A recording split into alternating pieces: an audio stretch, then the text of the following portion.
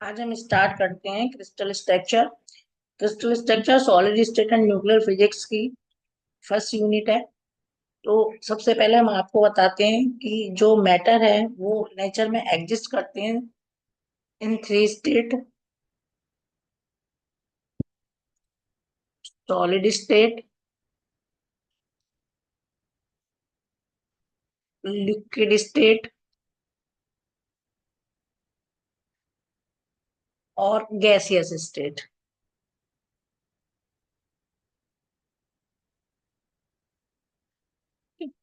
Solid आप लोग जानते हैं, जिनका वॉल्यूम और शेप निश्चित होता है। वॉल्यूम और शेप क्यों निश्चित होता है? क्योंकि इसमें जो एटम और मॉलिक्यूल होते हैं वो एक दूसरे के साथ स्ट्रॉन्ग फोर्स ऑफ अट्रैक्शन से बंधे हुए होते हैं। तो जो सॉलिड है, ये इनको हम क्लासिफाइड करते हैं: क्रिस्टलाइन और non crystalline.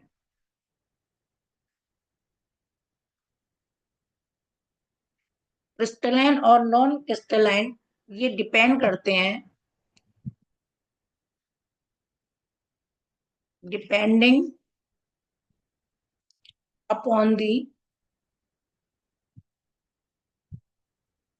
Arrangement of atom और मॉलिक्यूल। क्रिस्टलाइन सॉलिड, इसमें एटम और मॉलिक्यूल अरेंज होते हैं रेगुलर रिपीटेटिव पैटर्न में। और क्रिस्टलाइन सॉलिड में जो इंटरएटॉमिक स्पेस होता है वो लगभग 1 एंगस्ट्रॉम का होता है। एक इंटरएटॉमिक स्पेस का मतलब डिस्टेंस बिटवीन टू एटम और molecule. Crystalline solid further two दो पार्ट्स में डिवाइड होते हैं: सिंगल क्रिस्टल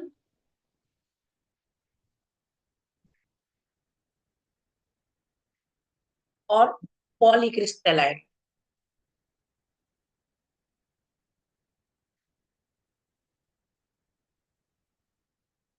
सिंगल क्रिस्टल में periodicity of atom extend throughout the material. इसका जो एग्जांपल है, डायमंड, क्वार्ट्ज और माइका। जो पॉलीक्रिस्टलाइन है, polycrystalline material consists of a number of small crystalline with random orientation and separated well defined boundaries। यानी छोटे छोटे क्रिस्टल होते हैं रैंडम ओरिएंटेशन में, और उनके भी वो एक निश्चित बाउंड्री से अलग अलग होते हैं। तो जो स्मॉलेस्ट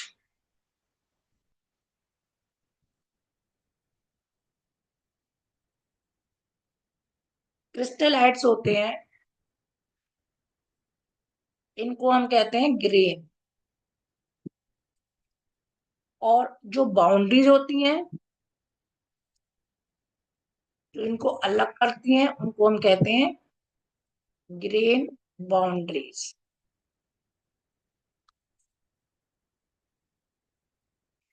ये पॉलीक्रिस्टलाइन मोर स्टेबल होते हैं देन सिंगल क्रिस्टल। इसका एग्जांपल है मोस्ट ऑफ द मेटल और सिरेमिक्स। ठीक है, ये तो क्रिस्टलाइन का बता दिया हमने।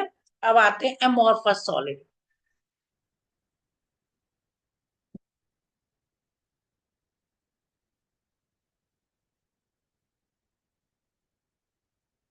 एमोर्फस सॉलिड वो है जिनमें एटम और मॉलिक्यूल का रेंडम अरेंजमेंट होता है, उन्हें हम एमोर्फस कहते हैं।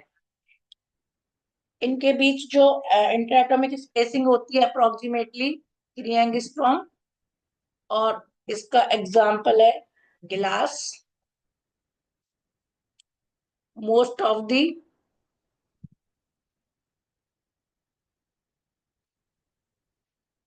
Plastic and rubber.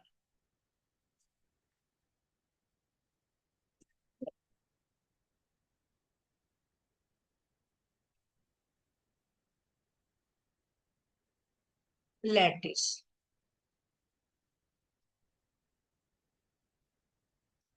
लैटिस क्या है? Purely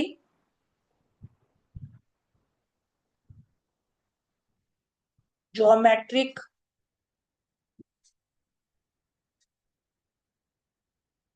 conception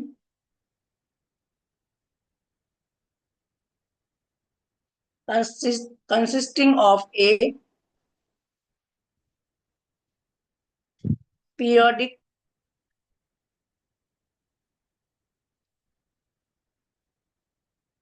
arrangement of points। यानी लैटिस में पॉइंट्स होते हैं जो कैसे होते हैं, पीरियोडिक अरेंजमेंट होता है। यानी सबको जैसे मान लीजिए ये पॉइंट्स हैं जो पीरियोडिकली लगे हुए हैं, इनको हम कहेंगे लैटिस पॉइंट। ठीक है। अब basis.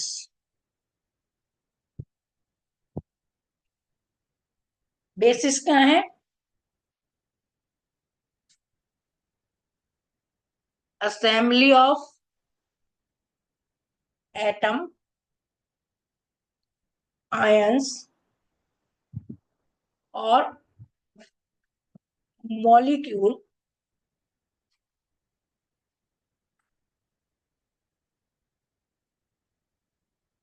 identical in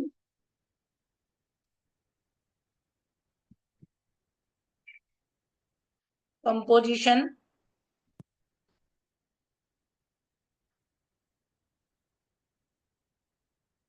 arrangement and orientation।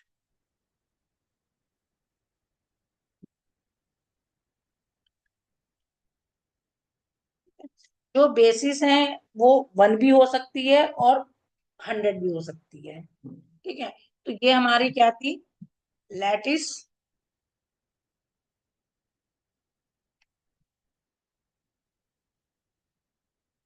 और यहां हमने ये एक एटम या मॉलिक्यूल अटैच्ड कर दिया लैटिस पॉइंट पे। ये हमारा क्या हो गया? बेसिस। और इससे मिलकर ये क्या बन गया?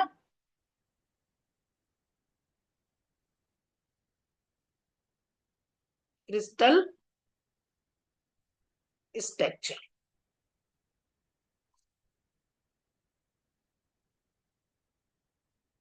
तो जो हमारा क्रिस्टल स्ट्रक्चर है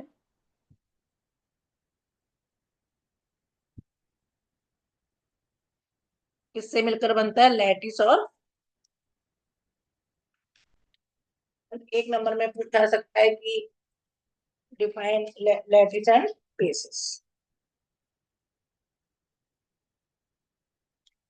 अब फंडामेंटल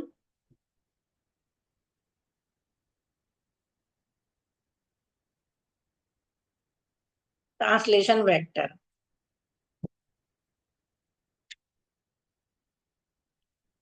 फंडामेंटल ट्रांसलेशन वेक्टर क्या होते हैं? इसको हम ऐसे कह सकते हैं कि to find location of any atom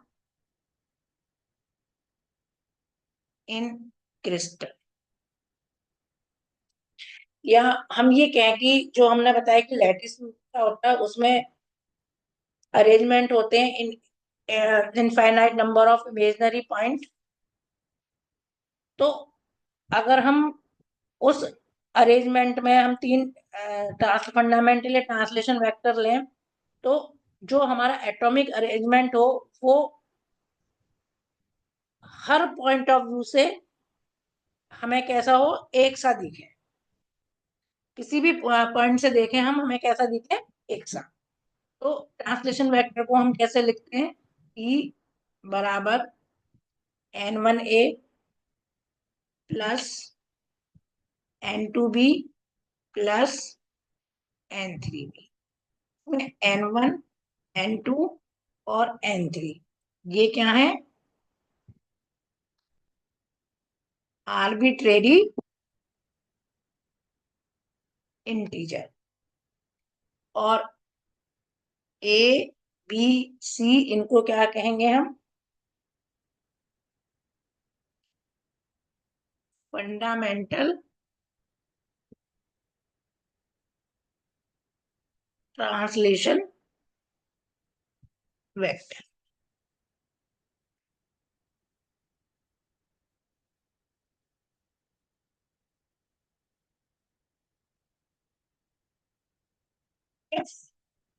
तो जो भी हमारी क्रिस्टल स्ट्रक्चर है, तो उसमें 3 फंडामेंटल ट्रांसलेशन वेक्टर होंगे और 3 एंगल होंगे, है ना, अल्फा बीटा गामा।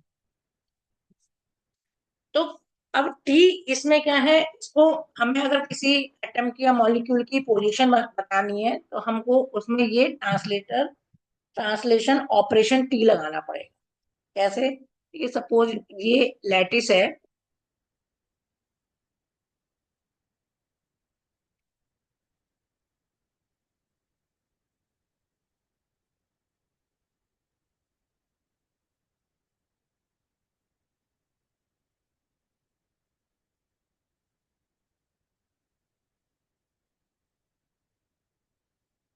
ठीक है, इसमें ये डिफरेंट पॉइंट है। अब मान लीजिए मैं इस पॉइंट पर हूँ, आर पोजीशन पर, है ना, और ये मैंने वेक्टर लिया A1 और ये वेक्टर लिया मैंने B1। ठीक, अब मुझे एक नई पोजीशन यहां जाना है आर डैश। मुझे इसमें ये ट्रांसलेशन ऑपरेशन लगाना पड़ेगा। तो हम कैसे लगाएंगे? इसमें देखो, इस पर जाने के लिए हम कैसे जाएंगे? हम इस पोजीशन पे तो है ही, तो हमारा जो ट्रांसलेशन वेक्टर बने, ये जो लगे, जो नया वेक्टर बनेगा आर डैश जाने के लिए, वो कितना हो गया? आर प्लस, देखो मैं यहाँ पे तो हुई, अब यहाँ जाने के लिए मुझे कितना जाना पड़ेगा? यहाँ तो हम है ही, तो ये हो गया 0 A1 प्लस, अब यहाँ जाने के लिए कितना जाना पड़ा? B1 और जाना पड़ा, ये कितना हो गया? B1। तो 1 प्लस 1 B1, तो हमारा जो आर डैश हो गया वो क्या हो गया? R plus 0 A1 plus 1 B1। तो इसमें जो हमने ट्रांसलेशन ऑपरेशन लगाया टी, वो क्या लगाया? 0 A1 प्लस 1 B1। ये 2 डायमेंशनल लैटिस की बात हो, 2 डायमेंशन। अब सपोज मैंने ये वेक्टर, ये अब ए तो हटा, A1 हटा दिया, ये वाला वेक्टर लिया मैंने A2 और एक वेक्टर लिया ये B2। ठीक, अब मुझे इस पोजीशन पे जाना है।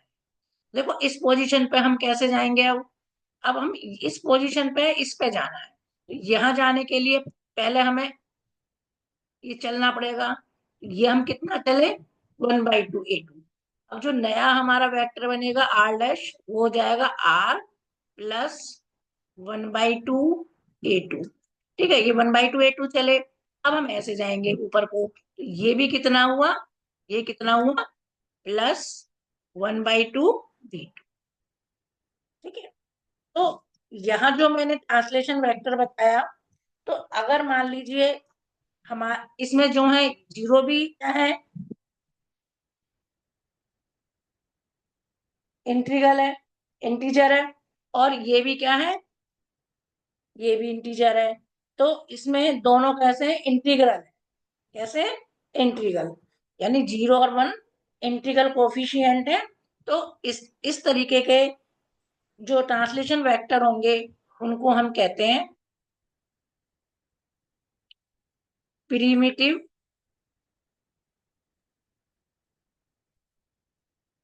Translation vector.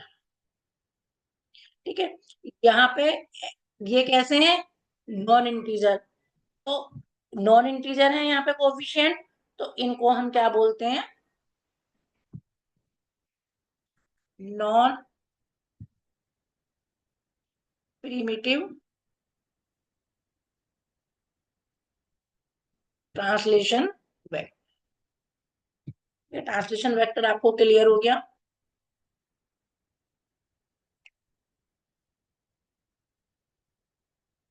इसके बाद unit cell,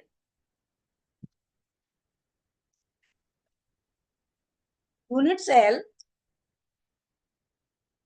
is the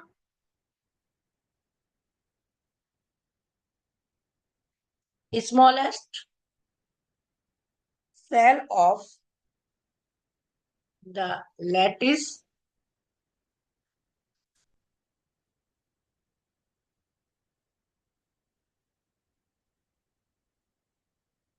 which fully represent the lattice।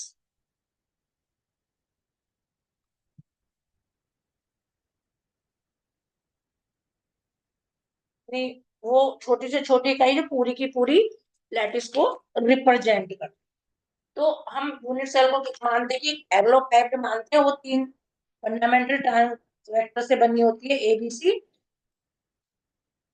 Is known as unit cell of the lattice. अब unit cell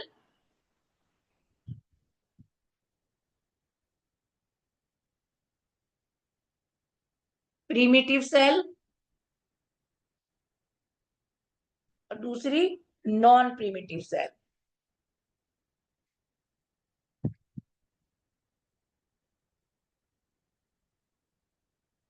primitive cell smallest volume unit cell which contain lattice point at the corner, यानी जो lattice point होंगे वो केवल कोने पर होंगे, तो effective number of lattice point in primitive cell is 1।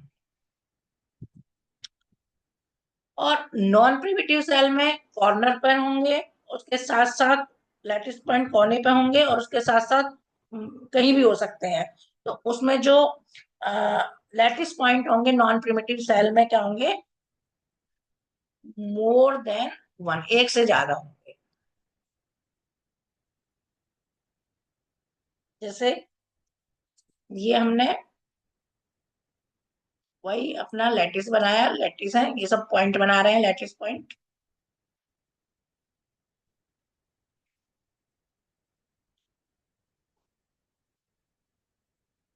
अगर मान लीजिए मैंने ये एक, सब टू डायमेंशनल में बता रहे हैं, ये बनाया, तो इसमें जितने भी लैटिस पॉइंट हैं ये कहाँ पर है, कॉर्नर पर है, तो ये वाली जो सेल होगी ये कौन सी होगी, प्रीमिटिव सेल होगी, और इसमें नंबर ऑफ लैटिस पॉइंट 1। और अगर मान लीजिए मैंने ये सेल बनाई, इसमें देखिए number of lattice point corner पर भी हैं और मिड में भी है और सेंटर में भी है, ये कौन सी होगी, नॉन प्रिमिटिव सेल। और इसमें number of lattice point more than 1, एक से ज्यादा, ठीक है। तो अभी तक इसमें जो शॉर्ट क्वेश्चन नहीं बनेंगे, जैसे define lattice and basis, write down fundamental translation vector, define unit cell, define primitive and non primitive cell. अब एक स्पेशल विशेष प्रकार की यूनिट सेल होती है जिसको हम कहते हैं विजनर सीड्स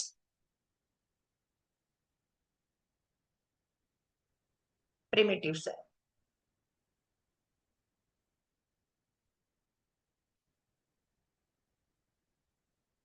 ये लैटिस में जो लैटिस पॉइंट किसी पॉइंट के नियरेस्ट पॉइंट होते हैं उससे जो बनती है उसको हम विजनर सिस्टम में, तो ये एक पर्टिकुलर प्रोसीजर से बनाई जाती है। इसमें क्या प्रोसेस, जैसे सपोज ये हमारे लैटिस पॉइंट बनाए हमने लैटिस में,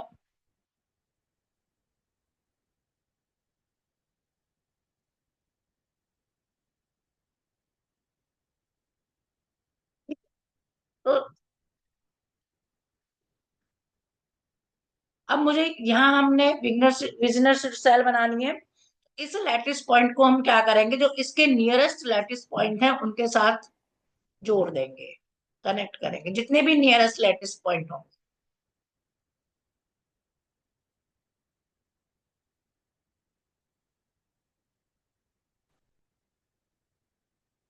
ठीक है, अब इन पर क्या करेंगे, जो हमने ये नॉर्म डाले हैं, कनेक्ट करें लैटिस पॉइंट, पहले नियर बाई लैटिस पॉइंट से ड्राइंग लाइन से जोड़ लेंगे, फिर इनके मिड पॉइंट पे नॉर्मल डाल देंगे।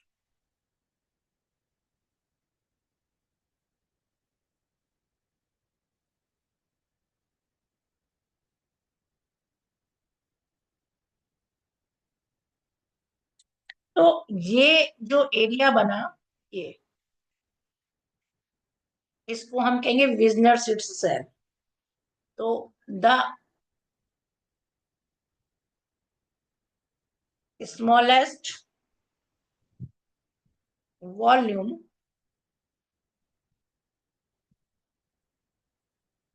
enclosed by the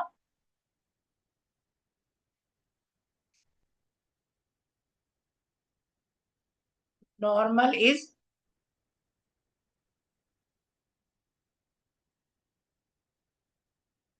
primitive cell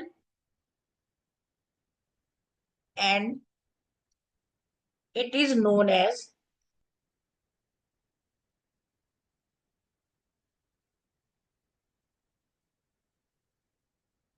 Wigner Sitz cell.